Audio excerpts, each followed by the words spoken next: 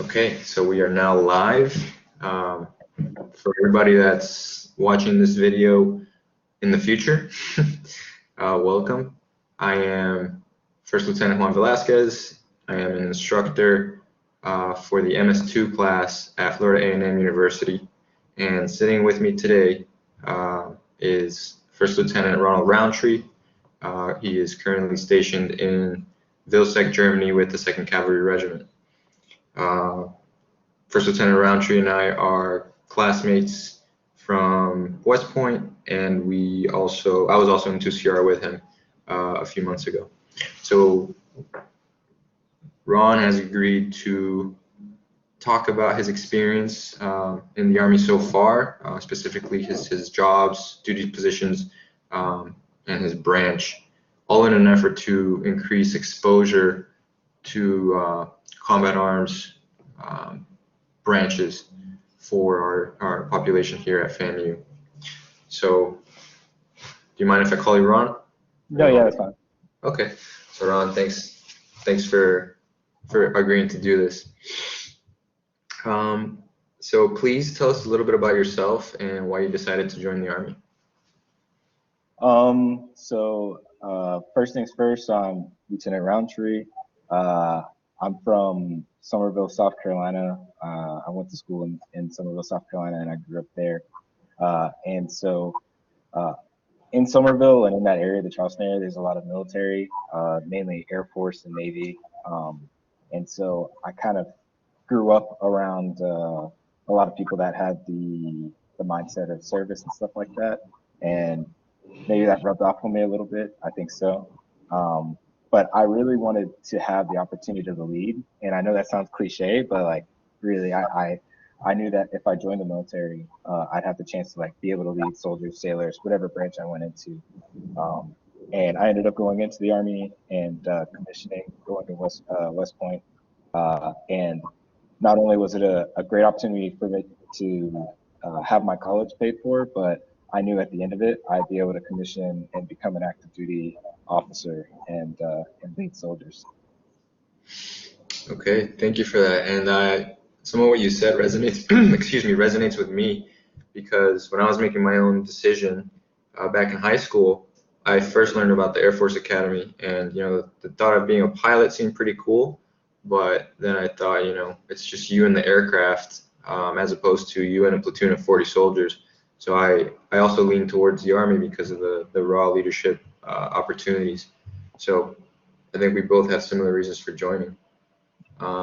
Okay, so then you went to West Point. We were classmates, and then coming up on your senior year, we had to make a decision as to what branches we wanted to pick. It was obviously a preference list, but which branches did you pick, like your top three, and what did you? So my top three, I believe, were MI, and then my second choice was armor, and then I believe my third choice may have been infantry. And so I got my second choice, which is armor. Believe it or not, though, I'm very happy about that because my first choice was going to be MI branch detail armor.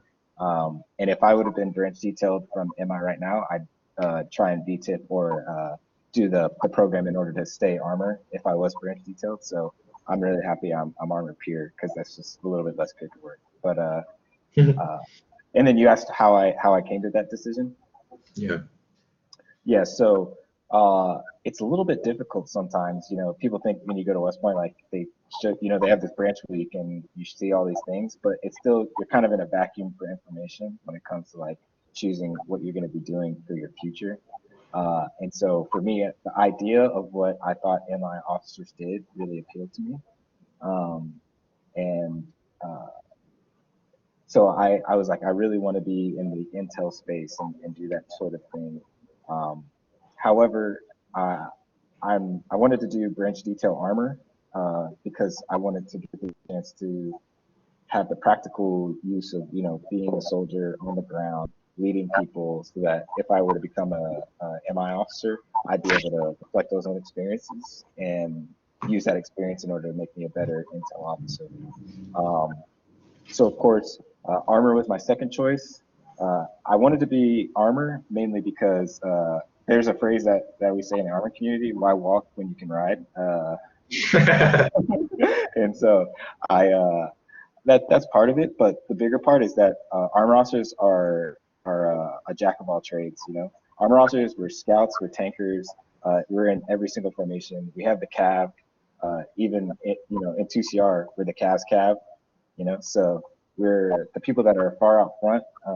When you're a scout, we bring the firepower to the battlefield as tankers, and I like the diversity that kind of came with the armor branch. And then of course infantry was my third choice because I wanted to do something that was combat arms focused, and if I didn't get the better combat arms armor, then I'd be fine settling with infantry. So. You know, I never saw it that way, but I mean, I kind of buy what you're saying. Like, there's more versatility. You can go from being, purely dismounted scout out front to being a tank platoon leader. And yeah, that's the full spectrum of maneuver. So never thought about it that way. Cool. You mentioned two things that are pretty domain-specific knowledge, and our cadets might not know what you referenced. So VTIP and branch detail. Can you explain those, please? Yeah, so VTIP is the Voluntary Transfer Incentive Program. And so that's the process by which you would either switch into or remain in a branch. So for instance, if I would have done MI and I branch detail, so that means for the first portion of my career, I would belong to one branch, but then afterwards I'd have to return to my base branch, which would be MI in that case. So if I wanted to remain in that the branch I was loaned to, I would do a VTIP. So I'd send up a request to Armor Branch to accept me to stay in there, and then I'd also have to send up a request to the MI branch for them to be able to release me from my obligation to return there. But VTIP can work for many other things. You can VTIP into a functional area. You can, so for instance, foreign affairs or foreign area officer. There's certain logistics ones that you can VTIP into. And so it's basically just an application to move into another branch, which is a great tool if one, you end up getting to a branch and you don't feel completely comfortable with it, or if you feel like you have aspirations to move on into a different area that's more narrow or like a specialty area. Yeah, and I think that's important for our cadets to understand that they have options. And I like the branch detail program because there's versatility. Like if you had gotten MI detailed to armor, you would have done your first 3.5 years as an armor lieutenant, and then when it's time to do your captain's education, you switch over to MI. But you would have been able to VTIP to stay armor. So there's like that play action option. So that's important for our cadets to know. They don't have to lock themselves in if they think they want the best of both worlds. And I don't want to cut you off, but it also goes both ways, right? So even though MI is my first choice, let's say I wanted to, I said, man, I really wanted to pursue MI after getting the combat arms experience, like I mentioned. I can request still from Armor Branch to VTIP into MI, as long as Armor Branch and MI Branch were to do the deal. I'd be able to do that as well. Absolutely. So even being armor pure, you still have the opportunity twice every fiscal year to put in a VTIP packet and pursue something else. Okay.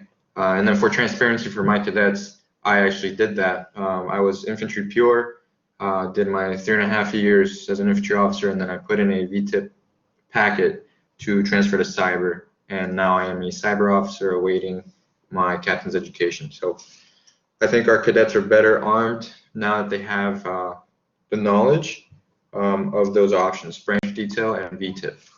Okay, so we'll move on to our next question. So now that you've had some experience in the armor branch, can you please tell us what you like about the armor branch, and if you choose to be candid, some things that you don't like? Yeah. Okay. So I'll say some like super practical things that some people may not think about immediately when they're thinking about things in the Army. So as an armor officer, you can be in any sort of brigade combat team, right? So You could be in a striker brigade, infantry brigade, or a ABCT, an armor brigade. So that, like, on practicality sakes, you can be at almost any post in the military. So it's not always the case for other branches. Some branches are limited on posts. So practicality sake, I really enjoy that I have the freedom to pursue different locations across my career. And one thing that I like for, as far as like my leadership style and the way that I like to operate, but when you're a scout, scouts move on 1 or 2, and I'm sure they'll put that in one of your classes.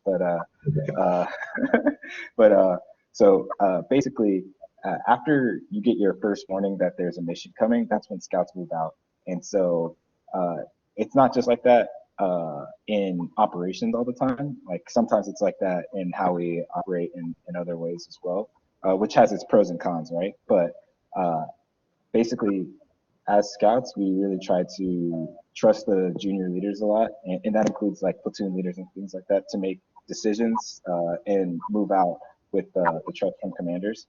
And so I like that we take a lot of initiative as scouts. For on the tank side, and I will say, admittedly, I have a little bit less experience on the tank side, but still from the tank side that I've experienced, it's very involved in logistics and maintenance.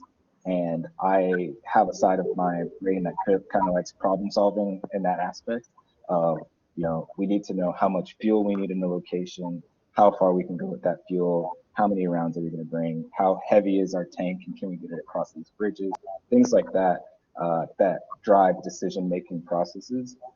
It kind of stimulates me intellectually, and so I enjoy that aspect of it. I will say some things that I don't like about armor. Let's see.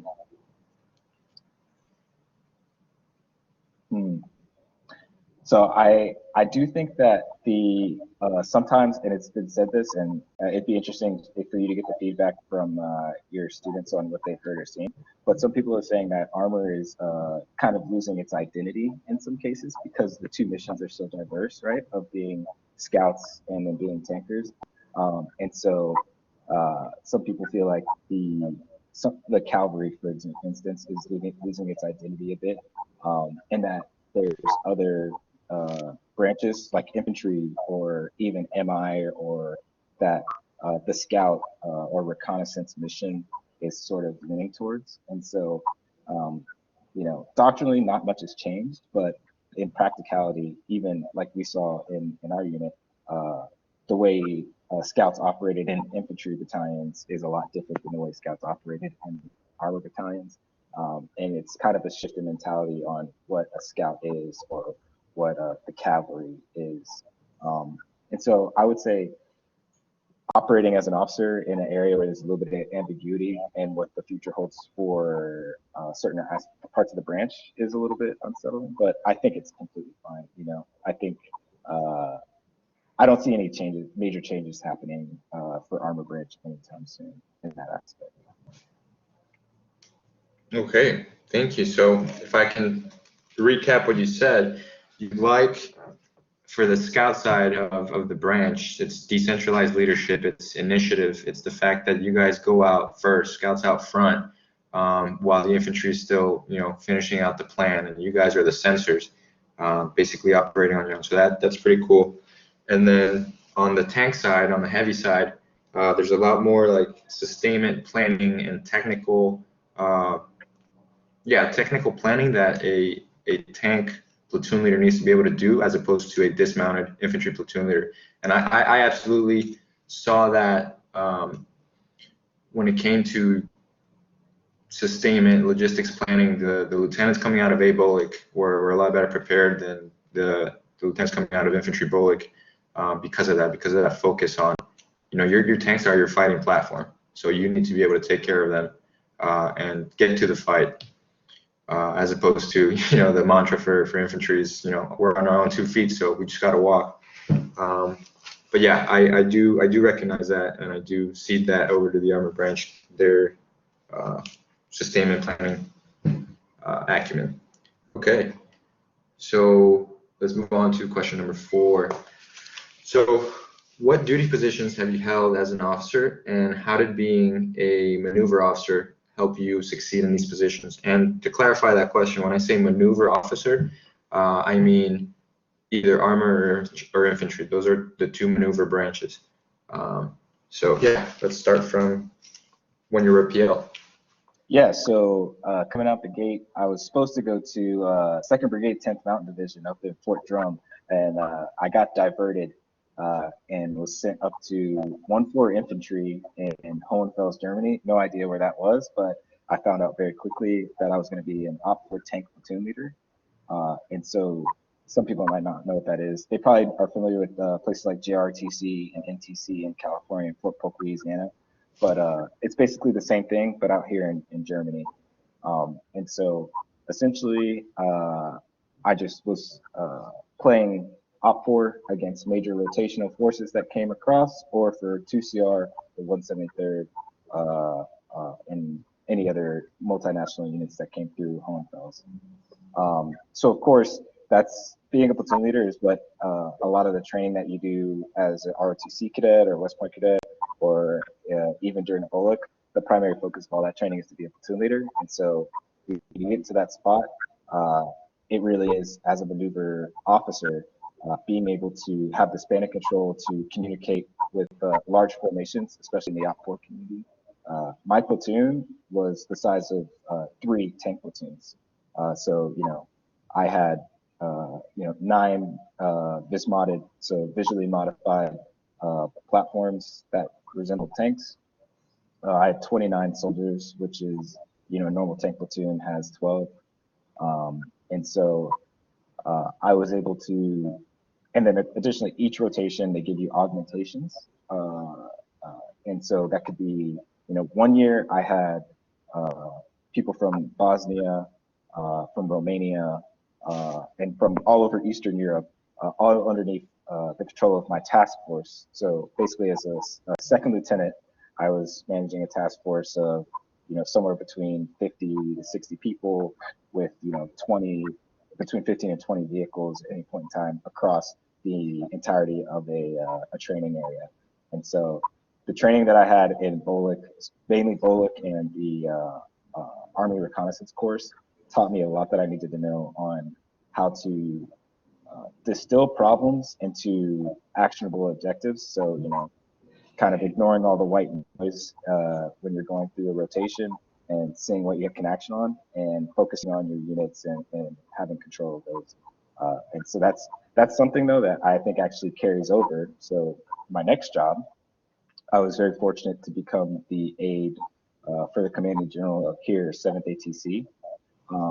And so, believe it or not, the kind of stress that's put on you when you're doing things in BOLC or ARC or, probably, as you can imagine, going through Ranger School and things like that, the stress that you go through in experiences like that, or having to focus on so many different things at the same time, really helped me out when I would be an aide, because as an aide, I was put into a lot of situations where you don't actually necessarily know what the answer is going to be, or you have to find things very quickly, or you're it's just a lot of problem solving, and the answer stops with you because you have to be the one that finds it. And so being able to use the skills as a platoon leader and the skills that I had in BOLC and things like that, in ARC especially, it was really helpful for me to use those when I became an aide. Now, conveniently enough, I was an aide for the commanding general of 7th ATC. He's also the commander over the training area as well. So not only do you have the authority over 2CR, 7th AT, the 173rd, a 12 Cab, which is an aviation brigade, and 41st Fires, which is the fires brigade. So he also was over the training unit that was there. And so anytime we went out into the field there, I was responsible for ensuring his transportation was correct, ensuring that our military vehicle was in the right specifications. And so in the military, we call it PCCs and PCIs. And that's like and that's pre-combat checks and pre-combat inspections. and like that's foundational for combat arms or for maneuver leaders, right?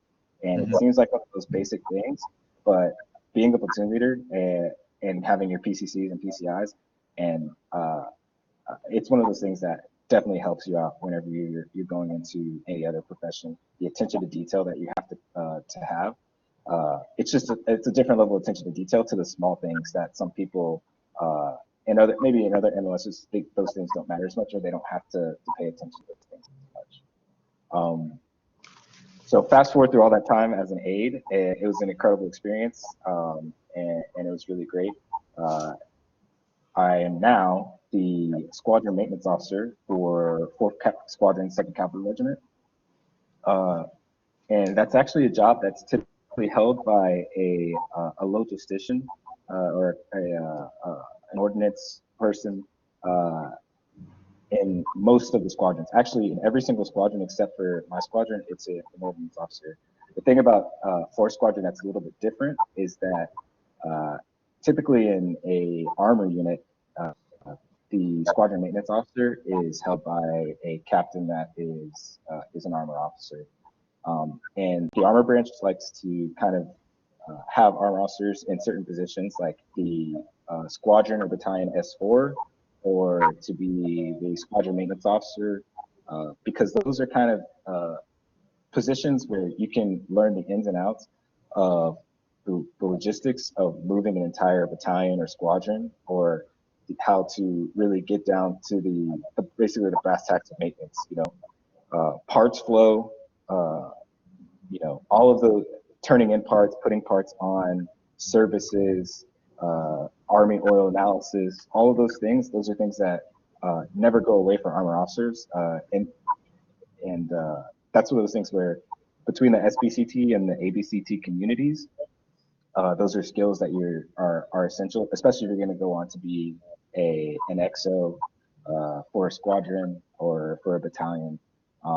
They really look for you to be the know-all or the subject matter expert on how to handle logistics for a unit. And so based on all of the experience I've had with maintenance, armor officers, we do a lot of maintenance. We take, motor pool Mondays very seriously. We spend a lot of time in the motor pool. And so all of that experience so far has helped me not only with the actual, what you think, shooting, moving, communicating, things like that, but it also helps out on the back end with, logistics and things like that. Yeah, and at the risk of giving the armor branch too much clout, I do have to concede again that you guys do it right in terms of the priority that you place to maintenance and sustainment. Because I remember reaching out to you and asking you, hey man, what's an ESR? I didn't understand what the equipment status report was. So it's just something that unfortunately infantry does not emphasize at the schoolhouse. But you guys need it because you can't get to the fight without it. So kudos to you for being the squadron maintenance officer. I think that's great. And I think that being an armor or coming from, the maneuver platoon leader experience, you do have a better understanding of what the client needs because you were the client before. So that's something that I like to communicate to my cadets when they think that being a maneuver officer doesn't translate well to some of the technical parts of the Army. Like I believe that you are doing just as well of a job as a ordnance trained officer in your position because you understand what the battalion needs in order to keep running in terms of parts and maintenance, and that ordnance officer might not because he hasn't been on the ground. So it's a matter of a problem, the client agent problem. And right now you have been on both sides of the equation. So that's great. All right, let's go to, and you kind of spoke about this already with alluding to the PCCs and PCIs and how that helped you. You learned that as a maneuver officer and it helped you in your job as an aide. But can you speak to the other non-tactical soft skills that your training and duties as a armor officer have provided you, and how they've made you a better officer, better person in terms of your versatility and adaptability? Yeah. So a lot of what we do as maneuver leaders is plan training that is maneuver focused, right? And so even the infantry guys, if you're planning platoon live fires, section live fires, all of those things, the orders process, I think in general, as maneuver officers, you're going to churn more orders and more products for training than most other branches, right? And part of that is that you know, as a finance officer, you're more in a customer service and customer support business. And so if you are planning training, then it's a different style of training, right? Or if you're a chemo, or you know, the list goes on for other branches. So it's not like they don't plan training for their soldiers or they don't go to ranges and things like that. Other branches do that as well. But for us, you know, you're planning land navigation. The infantry guys do some really cool stuff, you know, breaching and close quarters stuff, and you know, room clearing. The tankers, you know, they'll go out and do their live fires and gunnery. Gunnery is a really big thing for tankers, right?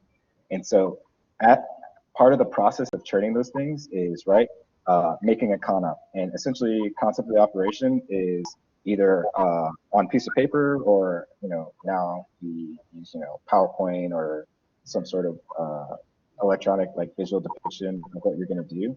And doing that enough times makes you pretty good at things like PowerPoint presentations. And so you are able to consolidate ideas pretty much onto one slide. And believe it or not, that's like a really valuable skill outside of planning training.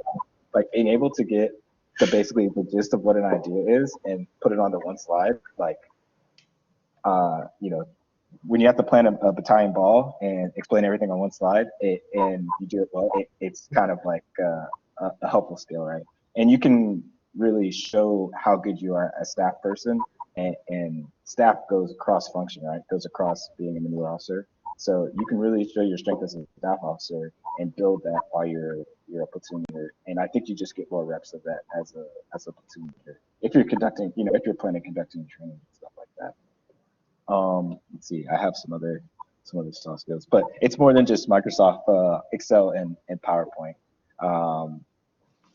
Yeah, I think part of it too is just being able to, I would say, yeah, it's a soft skill, right? Being able to orient a group of people onto a specific goal or objective is a really good thing that you learn, right? So the whole thing about being combat arms is, we all know that the main objective is given to us by, you know, our higher headquarters, like defend, attack, delay, something like that. And so for us, we know, hey, I need to let my guy know that we are going to conduct this mission, and this is how we're going to do it. So when you take that over, like for me, into the maintenance enterprise, sometimes priorities get confused and there's different things going different ways. And so to be able to phrase it or put things into a mission mindset and to say, this is our mission, right? Fleet readiness, and we want to achieve it at 90%, and this is how we're going to get to this, helps to show the problem in a way that maybe some other officers or other personnel don't really show how you can orient against an objective. Okay, that second point really stuck out to me, because I remember part of the biggest contribution that I made as a platoon leader for my soldiers was being able to explain what we were doing and why we were doing it. You know, because in the mind of Private Jones, it's like, oh, we're going out to the range for 5 days. Cool, what are we really doing? But if I can frame that into the tactical problem, and why it's relevant to our training, then that Private Jones is more inspired and more bought in to what we're doing. So I think I do agree that being able to communicate across all levels, laterally and vertically, and frame your purpose is something that we have to practice a lot as maneuver officers, because we just get so many more reps at executing mission planning and missions. And we are let me not step on my toes. We are the ones who execute the missions, right? I guess everybody else is supporting our fight, but we are the ones who do the fight. Okay, so thank you for that. I'm gonna need your help with this one. because you have been in three very distinct jobs, op 4 platoon leader, aide to a commanding general, and now maintenance officer. What would you say to someone who doesn't think they want to branch armor or infantry because they're looking something that's transferable in the civilian world? So let's see. I would say when it comes to the thing that sticks out about, and you kind of hinted at it before, right? The thing that sticks out about armor, air infantry, or even I would say even field artillery in some cases, right? But or aviation, right? Every single person or most commanders that make decisions in the Army are combat arms officers, right? And that's at the battalion level and all the way up to, you know, our chairman and chief of staff, right? They almost every single person that is a decision maker is a combat arms officer. And that's not to discredit any of the branch, right? Because all the other branches, they help inform decisions and are very good at supporting. And like we wouldn't be able to make those decisions or things like that without those branches. But you know, essentially the infantry, for instance, is the focal point of the Army, and everyone else is just helping the infantry throughout their mission, right? So that's just like the upfront of like, you know, when being able to put yourself in the position of being a decision maker is something that I personally feel like is something that transfers over into a lot of areas in the civilian world. The next thing is property, right? And this is a thing that's not discussed a lot in the schoolhouse. This is one of those practical moments. But when you get to your platoon as a platoon leader, the very first thing, one of the very first things that you'll do is get this big binder. Hopefully, it's get this big binder with all these sheets of paper that basically say that you're responsible for all this property. Sometimes up to, I don't know, how big was your property book? 3 million, 4 million, 5 million? Yeah, millions. Yeah, so millions of dollars, right? And that's just right out of the gate. And, you know, being able to be responsible, and you are responsible, you know, for millions of dollars of the military's equipment and ensuring that it's being treated correctly, it being trained on properly. I think that's one of those things that in the civilian world, to say that I managed this amount of people or this much equipment is something that directly translates over as well. And like I said, in other branches, yes, they might have some equipment, or yes, they might have some things. Some MOSs might even have more. You know, like transportation people, they'll have, you know, 20 helmets or something like that that are wild expensive. But all in all, every single maneuver leader usually has a chance to become a platoon leader. So, you know, all of us go through those gates of being responsible for soldiers and managing them to property. But let's see, what are some skills? Or I think though the fear that things aren't going to translate, I kind of don't see it as much though, because the jobs that we have aren't one size fits all. You know, you're a platoon leader for you know, some people are platoon leaders for 12 months. Some get lucky, you know, and I was a platoon leader for a little bit longer, 15 months. But some people can do multiple platoons and they are platoon leaders for 24 months, you know, 2 years or longer. But the jobs that you do immediately after that, as a, you know, as maneuver officers or combat arms officers, are, you know, executive officer, or you could be a plans officer. You know, in the infantry and armor, if you want to be a major, you're going to be an S3 or an XO. All right. So both of those, all of those positions, even if you get out, you know, and you've been an executive officer, or you've been in the S3 plans, or you've been in an assistant S4, those are all positions that have a way to directly transfer over. You know, being a plans officer, you're basically like a project manager. You know? You're given all these tasks, and sometimes you're given some help for soldiers, or you have to reach out to people in different units in order to get this, you know, answers that you need so that you can plan training for the other units that are there. So the thought that, hey, I'm going to be infantry, I'm just going to be out there at ranges walking around all day, or I'm armor, I'm just going to be in my tank, you know, every day. It's not necessarily true. You have a lot of other things that you're going to be doing that the Army encourages for you to do so that you get the diversity. Absolutely. I love driving this point home because I think I benefited greatly from my experience as a junior officer in the infantry, in my ability to receive a task and see it all the way through the end. And this translates directly to project management, any sort of operations role in the corporate world. This is what we're doing as planners, mission planners, and that is what maneuver officers do for a staff function. The AG officers are doing the personnel human resources support. The intelligence officers are doing preparation of the battlefield, receiving reconnaissance, and analyzing it to inform the commander on what decision he or she makes. But the commander is a maneuver officer, and that decision making comes from us. So direct translation to the corporate world in terms of operations and executive leadership. Cool. And then finally, what advice / encouragement would you give for a cadet who is contemplating branching into maneuver, fire, and effects branches? As think about it as if they're sophomores in college right now. Yeah. I'm trying to think. It wasn't that long ago, so it shouldn't be hard for me to think about it. But I do remember being a sophomore in college, and at that point, kind of having no idea what I wanted to do, and I was thinking about my different options, and that's kind of when I went towards the armor side, right?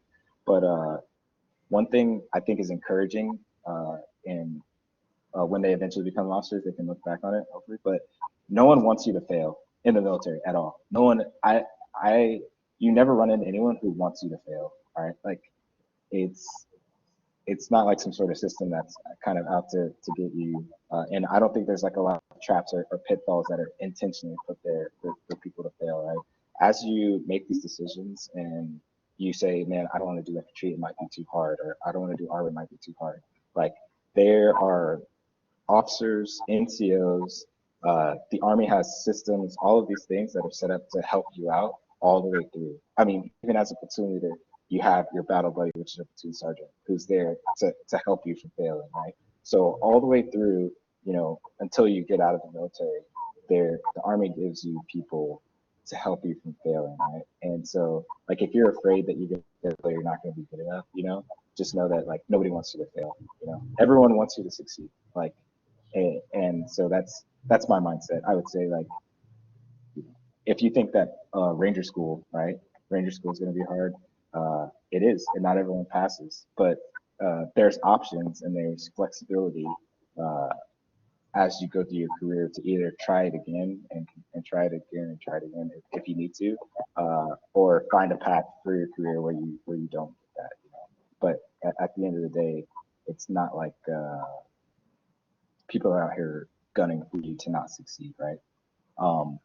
And so I think that for me, in the end, I know that being a combat arms officer has I'm lucky because a lot of my good friends are also combat arms officers, but it's helped me to meet some of the best people that I know in the world.